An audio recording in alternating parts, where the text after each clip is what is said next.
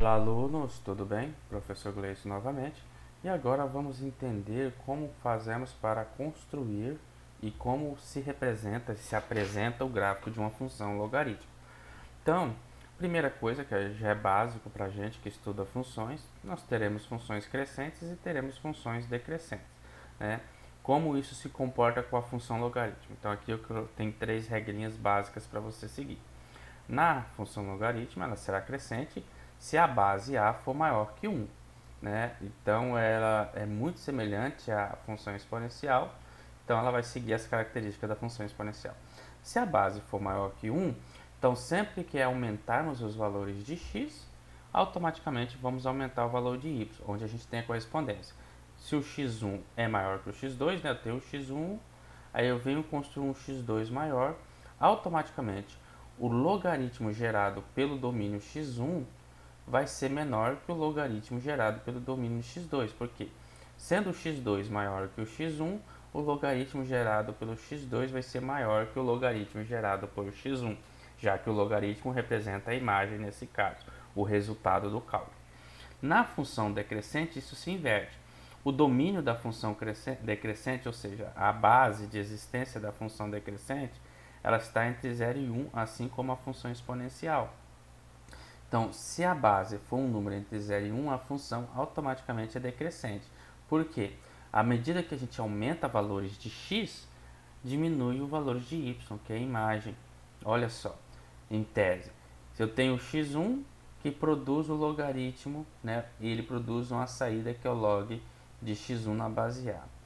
Agora, quando eu crio um x2 maior que o x1, a imagem gerada por x2 é menor que a imagem gerada por x1. A ordem de grandeza se inverte. Então, domínios menores geram imagens maiores, nesse caso, quando a função é decrescente. Basta eu apenas olhar para o A, que aí eu vou ter eu vou encontrar. Se o A é um número entre 0 e 1, ela é decrescente. Se é um número maior que 1, ela é crescente. Outra coisa interessante é que o gráfico dessa função, né, ela sempre vai encontrar o eixo x no ponto 1 e 0, né, que é o inverso da que seria exponencial, e ela nunca cruza o eixo y. Ela sempre vai estar à direita desse eixo. Então vamos ver mais ou menos e definir esses conceitos bem básicos.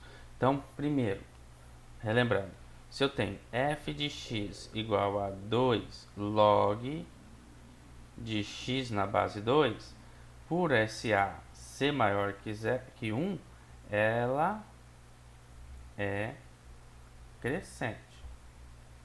E se eu tiver a função g de x igual a log de x na base meio, por esse número ser menor, por a está entre, deixa eu colocar, 0, o a está ser maior que 0, porém ser menor que 1, ela é decrescente, tá? Então, são conceitos básicos aqui que a gente, ao olhar para a função logaritmo, a gente olha na base e já define e já entende isso. Agora vamos aprender a construir. Nós vamos fazer sempre de duas formas. Primeiro eu vou fazer aqui a forma básica, né, como você vai fazer no seu caderno, e depois vamos explorar usando o GeoGebra que nos permite isso. Como eu disse no vídeo anterior, a gente, toda vez que for encontrar o valor de um número, né, o valor real de um número, e a gente precisa do valor real de um número para encontrar, principalmente marcar a função, a gente precisa usar números que são múltiplos da base. Então, esse exemplo que eu tenho aqui, eu tenho a função f de x, eu vou pegar essa aqui, ó, log de x na base 2. Se a base 2, os números que eu vou escolher para colocar aqui no meu domínio, valores de entrada para o meu domínio, tem que ser múltiplos dessa base. Então eu vou escolher aqui, ó. Aqui é x, aqui é o f de x igual a log de x na base 2, e isso vai me gerar um resultado, né? Esse resultado eu vou colocar aqui no meu y, que é a minha imagem. Então, primeiro, a gente viu que a gente sempre pode começar aí com valores, o domínio de x, ele não pode ser 0, né? Ele tem que começar a partir de 1. Então vamos colocar 1. Se eu tenho 1, Então eu tenho f de 1 igual a log de 1 na base 2. E a gente sabe que isso é 2 elevado a uma letra, que eu sempre vou pôr h para não confundir, igual a 1, que vai resultar em 2 elevado a h igual a 2 elevado a 0. Então a imagem é 0, ok? Agora, se eu tenho números, qual é o próximo número da base 2? Eu posso ter números menores aqui, né? Eu vou colocar aqui, eu posso ter o número agora o 2, claro. Então o 2 eu vou ter o f de 2 igual a log de 2 na base 2, que isso representa 2 elevado a h, que tem que ser igual a 2 elevado a 1, cancela, cancela. Então isso representa que o meu h é igual a 1. Então a saída é 1. Agora vamos fazer com o 4. Ao colocar aqui o número 4, nós vamos ter aqui o f de 4, vai ser log de 4 na base 2. E se a gente sabe que aqui a gente vai colocar um h, vai ser 2 elevado a h igual a 4, que vai resultar em 2 elevado a h igual a 2 ao quadrado. Cancela 2 com 2, então quando for 4 a gente tem 2. Ok? E vamos um outro aqui, vamos colocar o próximo aqui, que é potência de 2 é o 8. Então o f de 8 é igual a log de 8 na base 2, que vai dar 2 elevado a h igual a 2 elevado a 8, então vai dar 2 elevado a h igual a 2 elevado a 3, então aqui vai ser 3. Aí você vai perceber, né? Nós vamos construir o gráfico aqui, deixa eu fazer a projeção desse plano. Aqui, trazer ele para cá. Ok, deixa eu refazer, que ele não ficou, eu quero deixar ele bem certinho em cima do eixo aqui para a gente ter referência. Ok, agora eu vou marcar os pontos, né? Aqui nós temos domínio, aqui é 1, opa, aqui é o 1, aqui é o 2, aqui é o 3, aqui é o 4, 5, 6, 7, 8. E aí, se você perceber, no 1 a imagem foi 0, né? Tá aqui. É esse aqui que fica o ponto. No 2 é 1. Então o 2 se liga com 1 aqui, ó. Então esse é o ponto. O 4 se liga com 2, que está aqui. Esse é o 4. E o 8 se liga com o 3, então é aqui. Opa, aqui é o 2, aqui é o 3. São os y, né? Essas saídas. E aqui é o 0. Aí você pode perceber que o gráfico ele está fazendo esse contorno aqui, ó. E assim ele vai para o infinito. Ou seja, e essa parte aqui, como é que fica? Então são valores de domínio entre 0 e 1. E a gente não usou nenhum valor entre 0 e 1, a gente já começou com 1. Então vamos pegar aqui, para que você entenda, agora valores do domínio abaixo entre 0 e 1, porque o domínio ele pode começar em 0, né? Não precisa começar em 1. Então a gente já percebe que está faltando alguma coisa aqui, ó.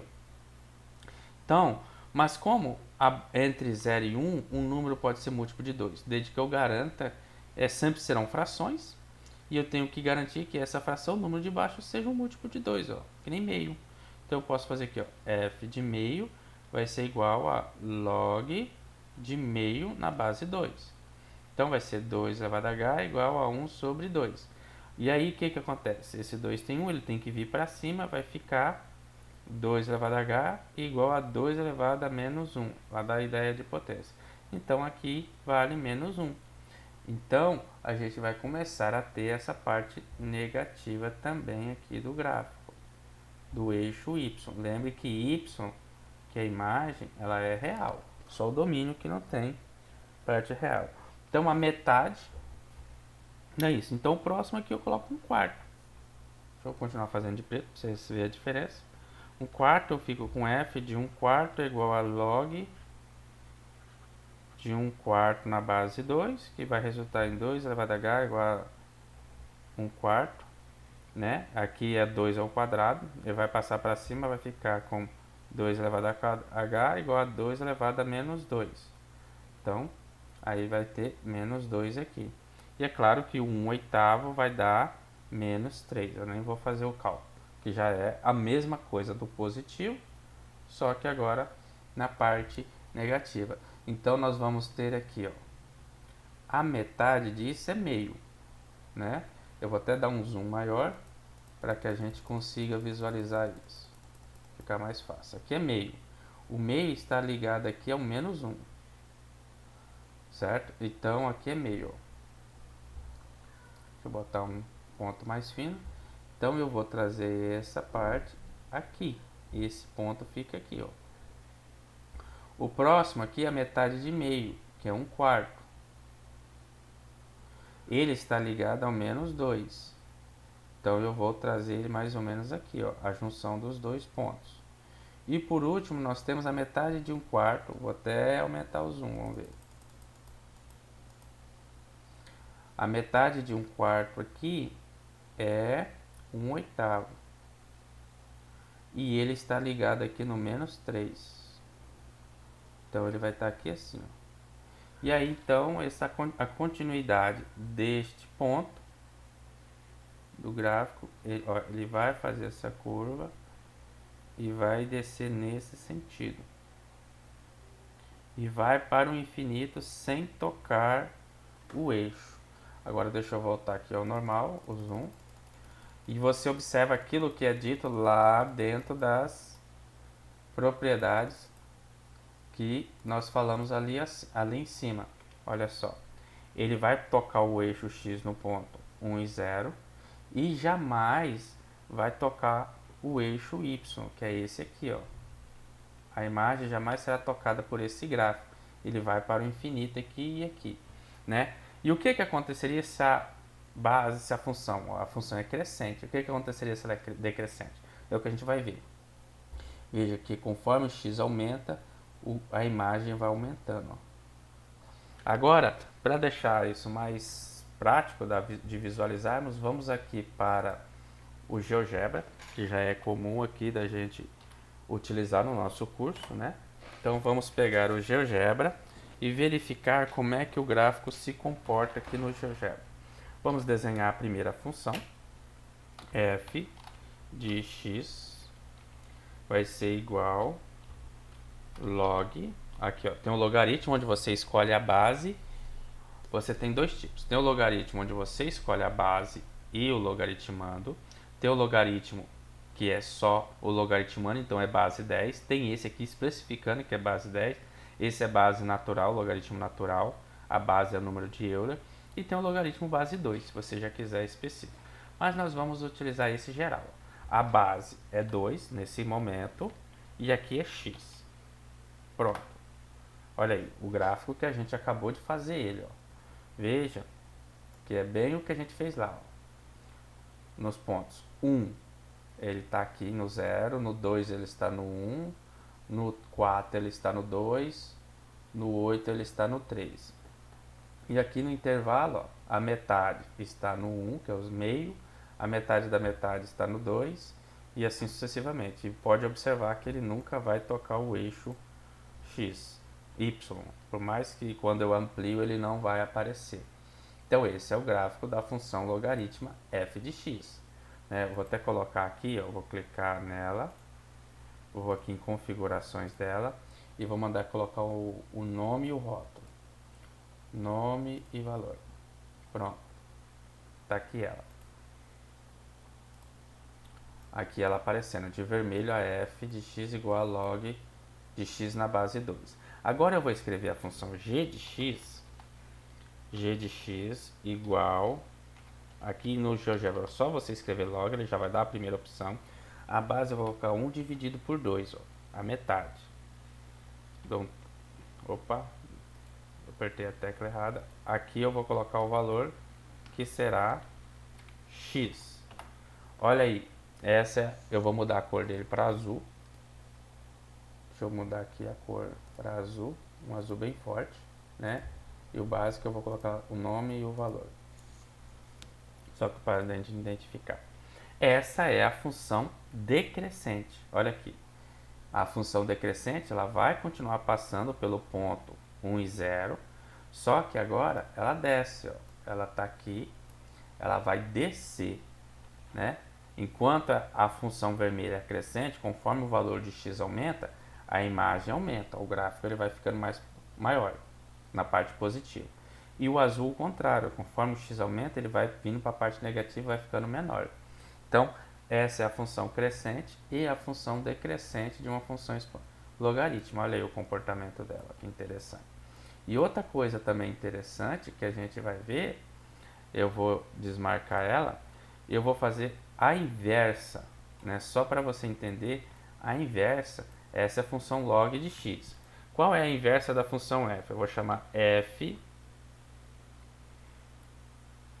eu vou chamar aqui f inversa de x, vamos ver se ele vai reconhecer, é igual à função exponencial 2 elevado a x.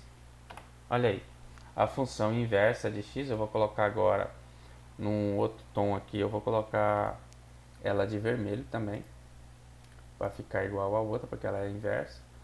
No básico aqui eu vou colocar o nome e valor. Pronto. Olha aí, o que nós temos agora? Nós temos a função logarítmica. Deixa eu fechar aqui. Você tem aqui a função logarítmica, f de x igual a log de x na base 2, e a inversa dela, a função f de x igual a 2 elevado a x, que a gente estudou anteriormente. E aí você pode perceber que uma é a inversa da outra.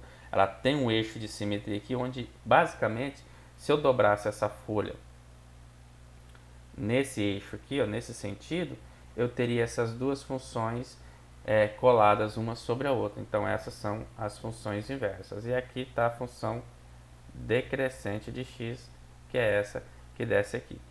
Espero que você tenha entendido. Use o GeoGebra sempre para te ajudar e você vai poder fazer vários experimentos, tá?